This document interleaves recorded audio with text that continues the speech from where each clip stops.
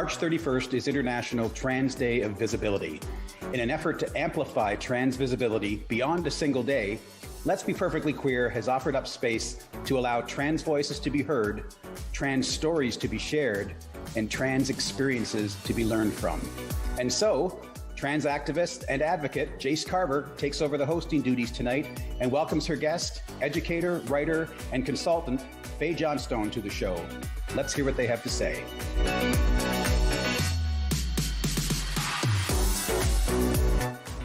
Hi, folks. My name is Jayce Carver. As Randy just introduced me, I'm here excited to be introducing Fae Johnstone, my guest for today on Let's Be Perfectly Queer on Rogers TV Barrie. Fae, thank you so much for joining me. Thank you. I'm thrilled to be here. Yeah, I've been fangirling over you now for a while. We have mutual friends that kind of introduced us through Facebook, and you know, we kind of have worked in the same sector, doing some of the same kind of work. This last year, I've really watched you kind of open up and really kind of take your place as a trans activist even more so, and launch some things that needed to happen in the trans community. And so first, can I get you to do a little introduction, a little history of Fae Johnstone, who they are, pronouns, and tell us some of the history of things that you've done and where you are today. Yeah, for sure. So my name's Fae Johnstone. I use she and they pronouns. I'm joining today from unceded, unsurrendered Algonquin territory, otherwise known as Ottawa. In terms of who I am, I love and hate this question because I'm always like, how do you capture a person in like a hot second, right? But I guess, so I am trans, I'm non-binary. I've been out for, I want to say 5 years now, but it feels like it's been like literal decades. I think trans time just like, you just become old in like a hot second because everyone's harassing you. And so you just like, you get wrinkles quickly. And that's why we all wear makeup. True. But, sure. Right? In terms of my work, so how do I answer this? I've been doing like trans and 2S LGBTQ work for about 5 or 6 years now. I started out doing, like LGBTQ 101 workshops in high schools. And now I have the privilege, I work and live full time doing 2S LGBTQ inclusion work, advocating for 2S LGBTQ communities, mostly still doing work with community health and social services. So I like to say helping people be nicer to trans kids. But outside of my professional work, I do organizing, and so I've helped played a little bit of a role. I would say a very small one in the grand scheme of things, advocating for trans rights in Canada. So a few years ago, we passed C-16, which added gender identity and gender expression to the Canadian Human Rights Code. I've also spent a little bit of time getting angry about sex ed and the need for better and more inclusive sex ed. And most recently, advocating for a federal ban on conversion therapy that is truly comprehensive and protects trans people as well. Absolutely. And I know I've been working in the background a little bit more on some of those things as well. And the sex ed curriculum rollback was a huge thing a few years ago. And I still don't think that we're anywhere close to where we need to be on really educating our youth on and being empowered by their identity in the school system. How do you feel about that? I 100% agree. I think, our sex ed curriculum is okay. So let's say it's better than it was 10 years ago. It's worse than it was 2 years ago. And it's nowhere near where it should be for 2021. And, it's one thing, I think gender identity, sexual orientation it's referenced and included. Let's be honest about the state of education in Ontario. I don't know if most providers, there are some really great teachers out there and they're teaching great sex ed and they're doing phenomenal work to build inclusive classrooms. But, we still have homophobia and transphobia in our schools, and sex ed is a complicated conversation. And I think one of the biggest things we haven't done is help teachers talk about sex and sexuality and gender in a way that is inclusive. And so I think the curriculum is getting somewhere, but we also need to bring teachers along with us. We need teachers to be able to talk about these concepts because they are the ones that shape the classroom environment in such a fundamental way. But do you think, and I think for me, when I look at this concept overall of making sure teachers feel empowered to teach this, do you think that part of it is fear-based, fear of the schools that they're teaching in, that they're afraid to talk about these things. They're afraid of the repercussions from parents of maybe non-inclusive households. Do you think that that's an issue that with the curriculum, at least, we could start to offset some of those those issues that teachers face? Yes, I think there is a ton of fear amongst the teachers who are trying to do good work. When like if we look back to when the provincial government rolled back sex ed, they had a tip line. They had basically like, please report your teachers who dare to talk about LGBTQ identities. Like that wasn't the explicit messaging, but that's how it was perceived, and I think that was intentional. And so we've got teachers who already have to worry about what is actually happening in far right folks targeting inclusive teachers. And we've seen that across the country. Like if you look at the sex ed fight in BC and in Alberta, we are seeing teachers being brought into this, and those teachers are being attacked despite, like, they are the champions in these contexts. They're championing LGBTQ inclusion. And so I think we need to better equip teachers. We also need to, not tolerate, and actually bluntly, I think as a government, as a province, as a country, say, I don't care if you disagree with what we're teaching your kid. Your kid has a right to this information and has a right to an inclusive classroom. Yeah, because so many of our laws, I think, kind of work against each other, right? When we look at our current child welfare system, and these youth actually have a right to this information legally, or it could be considered sex ed is neglect. not just like thing that's off the side of the desk. Like Canada has been like called out by the United Nations for the terrible state of our sex ed. Like we are routinely cited. A bunch of United Nations experts wrote to the provincial government saying, Ford, this sex ed thing you're doing, this is bad. You can't do this. Like, we know that this is a right. We just have to put that right into practice. And just like, C-16, the bill that added trans rights to the federal human rights legislation, is great. Doesn't actually stop me from getting discriminated against. Not at all. It just means that if you beat me up and I happen to grab a photo of you and I'm able to report it to the police, and the police don't be mean to me and aren't transphobic, and they decide to take this seriously, maybe, just maybe that person will be charged, and maybe, just maybe, they will get a slightly worse penalty because it was a hate crime. And that's it. And so rights are one thing as legislation, but how do we actually bring those rights into practice so that we live and breathe them every day, and trans people aren't discriminated against every day?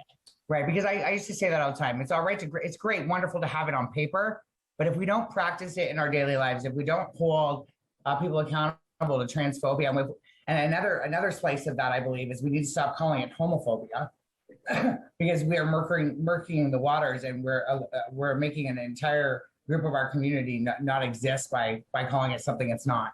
But I think if we don't actually practice it, if we don't actually hold people accountable, then all it is words on paper. And I know for one, I'm tired of just having words on paper. How about you? Like I've been telling this in all of my advocacy whenever I have the chance to speak with any elected official or anybody. It's so when I will be happy, the point at which I'll be happy is when I actually feel the difference in my communities. When I feel like, when I know that 16-year-old trans kid won't just be forced to crash on somebody's couch, but will have a home. Where that like 20-year-old will not have to worry about their safety outside, where that 50-year-old trans woman who just came out won't be fired or forced out of her workplace. Like that, I want to not only, see the symbolism of human rights and equality in legislation, I want to see the people in my community living happy lives and safe lives, and that is my metric of a truly inclusive society. I 100% agree with you, and I believe that we're so far off from that still, so far off. I think for me personally, and I want to know if you agree with this, I think we kind of force happiness. We learn to accept what is in front of us and try to make the best out of a life that is available to us, and try to actively change things. But I know for me, even just actively trying to change things and always having to be the teacher becomes oppressive in itself. How about for you? Oh, it's exhausting. Like I almost have there's this invoice I saw this joke invoice I saw at one point that was basically like a receipt for the emotional labor that you are expected to perform when you're talking to cisgender people about transness. Like, it's I'm doing advocacy. I have to talk about like lived experiences of being harassed and violence, etc. Because I hate it, but it gets people to listen and to pay attention. And that is exhausting. Like it is a particular kind of exhausting when you're spending your everyday just talking to people about tolerating you, about not being bigots. And that's the bar. It's exhausting to have to expect trans people to do that work every single day. How about having to relive the traumatic experiences when you're doing I know for me it's been hard, but having to constantly relive trauma in order to get cis society to understand that these are the things that are still happening, and that our stories are not the exception, they are the norm. And that's, I think that I always, so like street harassment in particular has been a thing that I'm very curious, interested, and angry about. I routinely, like, as a gender nonconforming, like, I don't look like a cis woman, I don't look like a cis man either. And so, you know, public violence is a constant issue. But I don't think that folks process that, like, I'm not, like, we aren't exaggerating this, and I'm not different than most trans people. I actually probably face less violence than a lot of trans women and transgender people out there, because I'm white, I'm middle class, and I live in a fairly suburban neighborhood.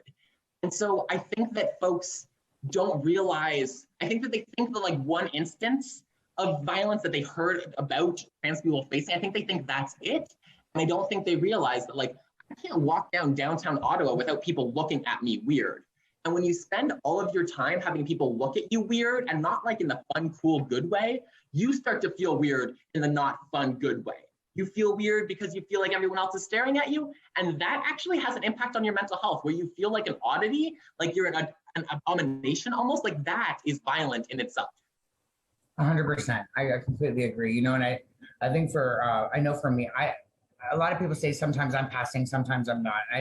If I don't want to wear makeup, I don't wear makeup. And I used to feel empowered by being able to just be. But, you know, when you're in the public eye, as much as say you or I are, there comes along with it a responsibility to make it look like your life is kind of together, like, in order to be validated and to be able to have a platform to speak. And I want to ask you, do you find this as well, that you have to not have problems? And if you have problems and they become public, and my problems are public, like, unfortunately they are at this point, but when you have problems and they become public, you're almost invalidated and told you can no longer do that work. And I faced some of that in this last year. Have you faced that throughout your career of advocacy? Yeah, people want you to be perfect. Like, you have to be the perfect trans person. And nobody is the perfect trans person, right? Like, that doesn't what does that even look like? Up. Right? Like, who is the perfect, who is the perfect cis person? Like, I haven't met one yet. Cis folks have lots of problems. But, you know, I think there is this idea that trans people have to be very polite, very respectable. We have to be on our best behavior, or cis people will not take us seriously. And there's layers to why that's problematic. But that's expecting, in a world that is violent to us, but we are now being expected to be really polite to people who are actively causing harm and actively hurting us. That is a misnomer. That doesn't add up. But it is a struggle. Like, I work in this space, and the fact that I am perceived as respectable is a thing that helps me pay my bills, is a thing that helps keep me safe in public too, right? Like, the ability, if I look like a respectable cis woman downtown, I am safer because of it. And so it gets so messy because, you know, around my makeup, like, I love wearing makeup. I see my makeup as empowering, and it's a way that I express my gender. But I also wear my makeup because of safety. Because if I don't wear makeup and I go out wearing a really nice dress, the ways in which people will interact with me will be very, very different, because they will go back to a trope of a man in the dress. And so it's the ways, like, I think it's so scary and exhausting that trans people have to navigate always thinking about how other people will react to us just living our lives. Absolutely. And safety is the key for all of us. I know for me, especially, I'm concerned with my safety all the time, right? I've survived some sexual assaults over the last couple of years, and my life was almost taken this past year, and which I don't talk too much about, but it actually made me withdraw into myself. And then we see other issues start to arise, and I'm a recovering addict, and we have a 76% addictions rate amongst trans-identified people. And it's because what else is there out there for us to use as a coping mechanism when we have therapists that are more concerned about whether we've had our surgery or not, or how trans we are, or what our birth name was. You know, we need to start to normalize trans people getting help, not only in society where we have created, like I created an organization that provides support, but in cis society, because our problems are not that different than other marginalized populations, let's be honest, right? And somehow we're supporting all those populations. Why can we not support trans-identified people? Do you believe that we are far behind in the times for our movement of rights than we are in, say, the other rainbow spectrum areas? I think it's interesting. So I agree, but I also have a hard time with the like. So I think we live in our community spaces. I think we've acknowledged and had conversations around the ways in which like we all encounter different degrees of privilege, right? Like the fact that I'm a white trans person is a privilege, despite the fact that I am nonetheless impacted by transphobia. And so I think we have the same thing in our like broader communities. I think trans folks are often left out of even our own LGBTQ spaces. And I think that is a huge issue. But I also think, gay men, for example, still have issues of isolation and substance use. And so to me, it's not as much about saying, I think we can acknowledge that progress has moved forward on sexual orientation-based issues, whereas it has lagged behind especially when it comes to like public opinion and conception of our communities. We've really lagged behind, and we're seeing right now the same kinds of fights we were having in the 70s and 80s around gay folks, right? Like when we're talking about trans rights, we're almost like, we are seeing the exact same, they're a risk to children or a risk to safety, or they're violent, they're predators. Like that same kind of drivel that we heard in the anti-homophobia and in the anti-gay movements is very much echoed right now today. And I think that's really interesting. And I think we've come a long way. I think I don't think folks realize how much farther we have to come. 100%. Like as a divorced 42-year-old white trans woman, like, I don't even feel safe to date. I really don't, because you're made out to look like a predator if you like. I'm afraid all the way around, right? Like and many of us are, and also because of the violence we face when we do that. Like I always tell trans identified women, just be very careful with online dating and all those things. It's a scary, scary, scary world. And this is why I don't date people who aren't trans. But like within that, right. it is a thing, right? Like I think folks often, it's a testament to how bad it is for trans folks that, like, again, I come from a lot of privilege. Like most of my life has been fairly decent. Like I will put that on the table. Like I came out as gay at like 15. I came out as trans at 20. Like my life has had some. How old are you now, Miss? 25. So I got 5 years on me. But like the fact that I can still have, that I have, of all people, that I have to worry about my safety when I'm out in public with all of the privileges that I bear, I think says a lot about just how bad life is for trans folks in this country, and particularly for trans folks who don't look like me, who aren't protected by the fact that they're white, who aren't protected by having a home and other aspects. And I don't think that folks have reconciled the degree and depth of violence that trans people face every single day of their lives. Let's talk about lateral violence for 2 minutes. I want to hear you talk about it, friend. I think we also, and on like the note of lateral violence, like I think even in our own communities and spaces, we see, I don't think we're always as good to each other as we could or should be. And I think that is something that I personally struggle with. Like I see our communities we all use different language. We have different ways of describing who we are. And I think we sometimes, we're so hurt by the violence that cis people have enacted on us that I think it is very hard for us to trust ourselves or each other to be in this together, because we are so ready to be hurt and we're so used to being hurt. And it's hard to build community when everybody is too busy coping with the trauma of a violent world. And I think I think that lateral violence is complicated. I think the root of it is that it is hard for us to love ourselves and each other when the world itself teaches us to hate ourselves and those in our communities with us. Well, let's also talk in just the LGBT community as a community of its own. Historically, trans-identified people were always excluded, right? And so, and we see, and no offense, Randy's gonna watch this, and he's a white gay man, and I love the heck out of Randy, but we still see white gay men, cis gay men, taking up space and taking our issues and trying to make them their own currently. And Randy's obviously, he provides platforms for folks like myself and yourself to be able to do this kind of work and would never speak for us. But I see it all the time in the work that I do, right? And I know that you've probably experienced that as an advocate out in Ottawa as well, where you're almost erased, and the more palatable version, which is a white gay man, is speaking on our issues and teaching about trans inclusive healthcare. And I'm like, how does that even compute? Oh, I mean, like the fundamental idea of like feminist and anti-oppressive movements is nothing about us without us. And it's so ironic to me that, I know very few trans folks who are employed talking about 2SLGQ communities. I am one of the very few that I know, and I had to like beg and scrap to pull together the work that I have. And I've been very lucky to do that. But I think there's an issue. So I get workshop requests fairly often for like an LGBTQ 101 workshop. Yeah. 90% of the time, people actually want a trans 101 workshop. They're actually looking for 100%, how to be inclusive of trans folks. Yet we see folks who aren't trans going in and doing these workshops. And I worry about the content. I worry about like somebody who's not trans, even trans folks, we're not all educators. Not everyone who's trans is ready to do a trans 101 workshop. Yeah. But I worry about how we're not even in the room for conversations about us that are being had in our name, are being had with trans flags and umbrellas and rainbows tossed around everywhere. But where are we in those conversations?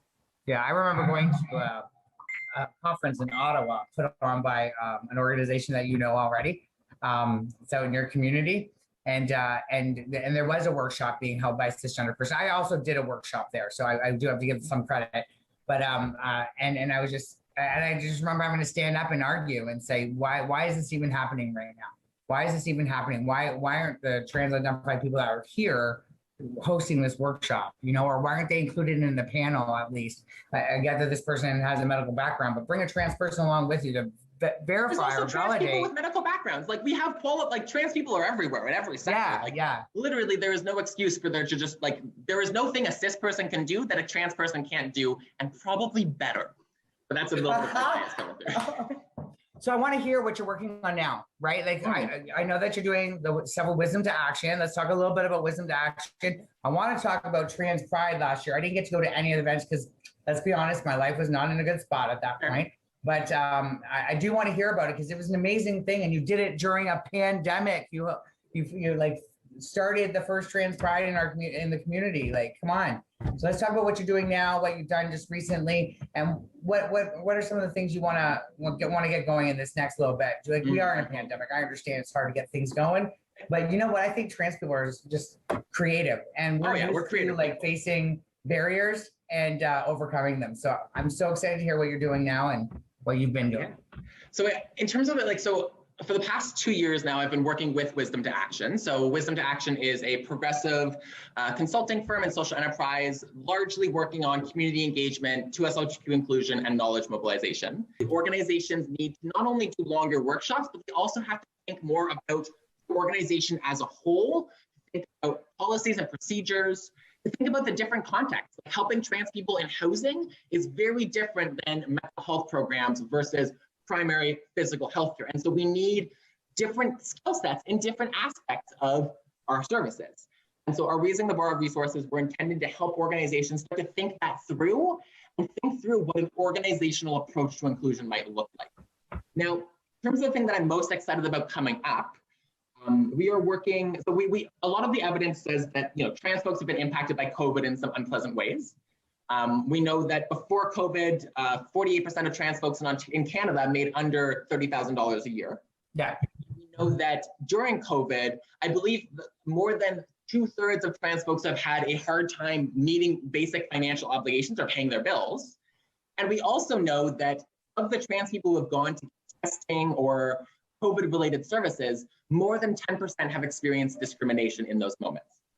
And so our team, and we'll soon be launching, and I don't have a firm date yet, but in the next month or so, we will be launching in partnership with the Canadian Public Health Association, so the Association of Public Health Organizations, to launch resources on a trans-inclusive COVID-19 response.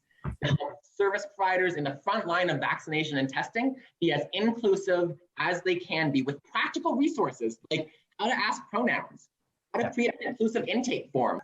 I feel like the work that we both have done is so similar. When I was doing this work for the organization that I had founded, it was really, you didn't just get to do a one and done, right? It was a series of trainings, and each training was specialized for whatever organization that I was teaching for the issues that organization was providing supports for. And then you had to sign on to policies and procedures and practices in order to really exact change in that organization. And so I'm grateful to hear that you guys are doing this on such a large scale and working with public health. It's just so amazing. So Fae, I just have one last question before we go.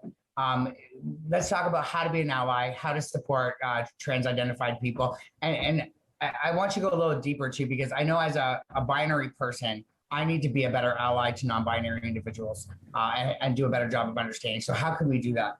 I think one of the first ways and places to start is to think about our own genders. Like, I think when we talk about trans inclusion, we so often like think and talk about like those trans people over there, like the ones that aren't in the room or in our communities. And I think one of the best ways to start thinking and learning about trans people is to ask yourself how gender has messed with your life. Like, how, as like, if you're a cis woman, how has gender screwed you over? If you're a cis man, how has patriarchy taught you that you shouldn't be allowed to express your emotions? Like, let's actually start with a very, very basic reflection on our own genders and how those genders have shaped the world we live in. I think that is a first thing we miss. Beyond that, in terms of being an ally to trans folks, I think it depends on your community. I think the needs of trans people in downtown Ottawa are going to be very different from the needs of trans folks in Kentville or Alberta or Windsor. Don't get me started on Windsor. Don't get me started on Alberta. They're doing their own things. But you know, like, what are the local needs? What do trans people in an urban context will face things that are very, very different from rural trans folks. So the first step, individually and organizationally, in my book, should be connect with local trans folks. There are trans folks doing the work in your community. I guarantee it. Chat with them. See if you can donate to organizations that work with and support trans folks. And then bring trans folks into your life and think about the needs of the trans folks around you. Think about if you're at an event and you have your trans friend with you, can they get home safe after? Do they have an Uber ride or a cab, or are they within walking distance? Like, let's stop making trans inclusion this like abstract theoretical thing where we all believe that trans people are people, because like we've done that. We should now say that trans people are people. Let's start thinking about the things that we can do in our own lives that are sometimes the small things, but the things that actually can make a difference in the life of a trans person in that moment. It does look like we are kind of running out of time.